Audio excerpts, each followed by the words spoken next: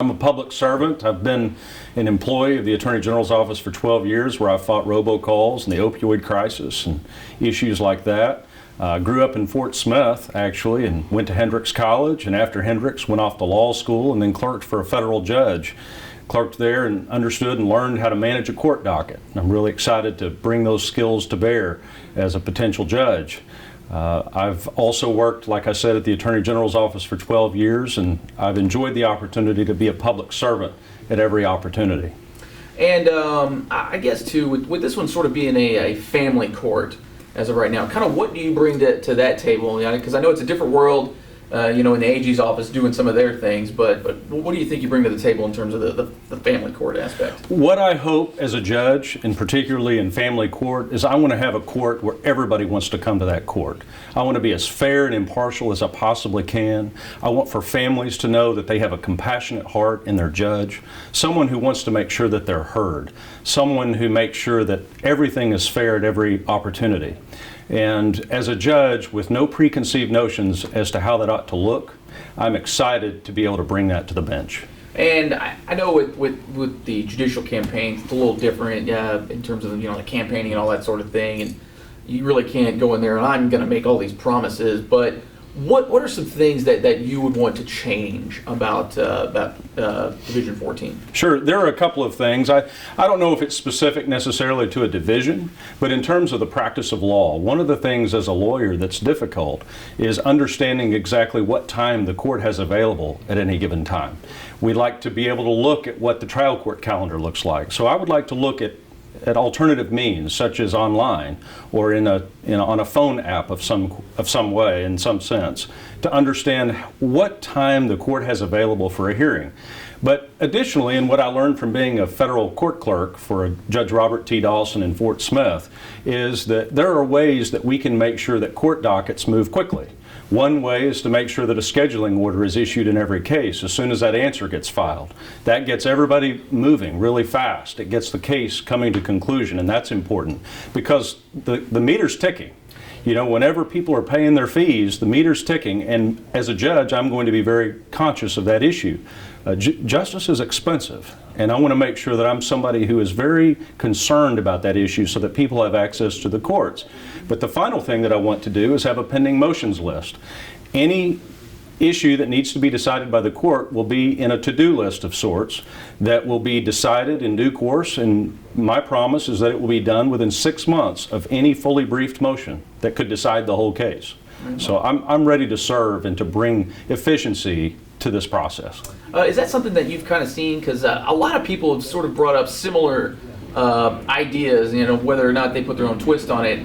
But it seems that efficiency seems to be kind of at the forefront of a lot of these races now. Yes, as a public servant, I know what the public has come to expect in its government, and that is an efficient government, one that utilizes money in a fair way and is very conscious about the spending.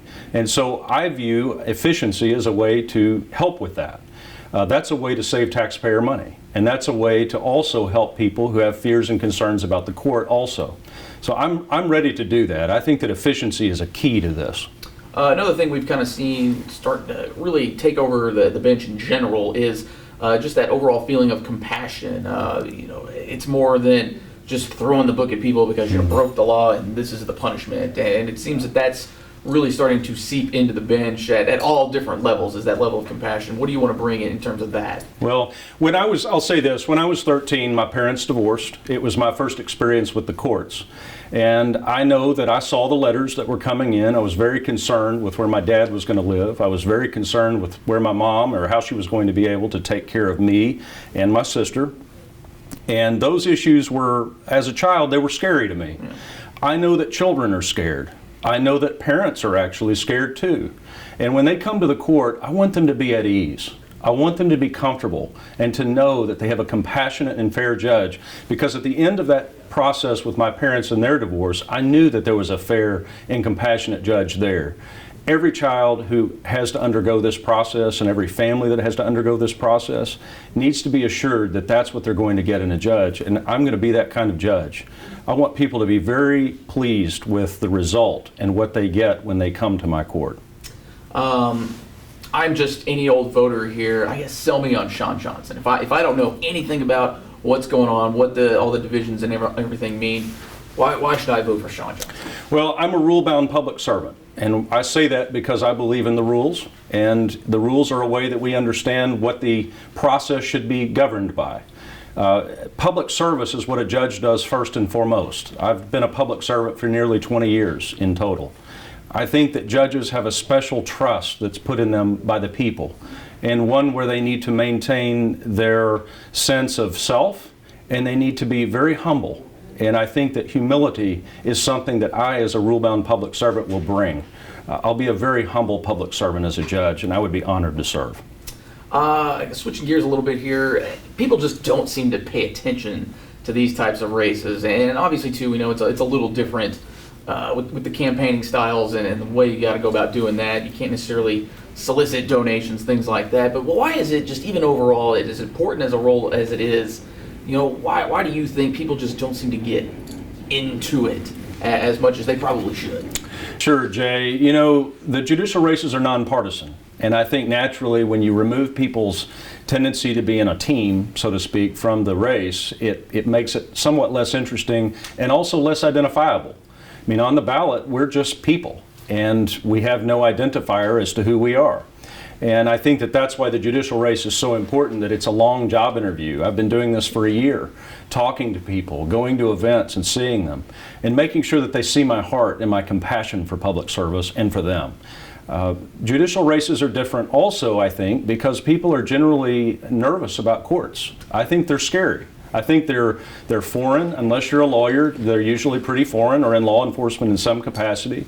They're pretty foreign, and people don't know exactly what to expect there. They hope that what they always will get is a fair and impartial judge, and that's why I want to be that person. How much of a role do you think the bench should play in being parts of the community? I know you still have to sort of maintain a little bit of that disposition, but do you think it's important for judges to kind of be out there, to be seen, and then also kind of take on a little bit of an education role when it comes to basic law proceedings, stuff like that? Generally speaking, I can't speak for all judges, but I do think it's important that judges as public servants do show themselves in public, that they do take on different roles in the community in order to assist the community be its best that it possibly can be. I've noticed in this campaign that there are so many places that need our help. And as a public servant who has helped people every day and continues to do that, I see various areas where I as a judge could plug in with those groups and be of assistance in any way that I possibly can. So yes, I think judges should be active in the community.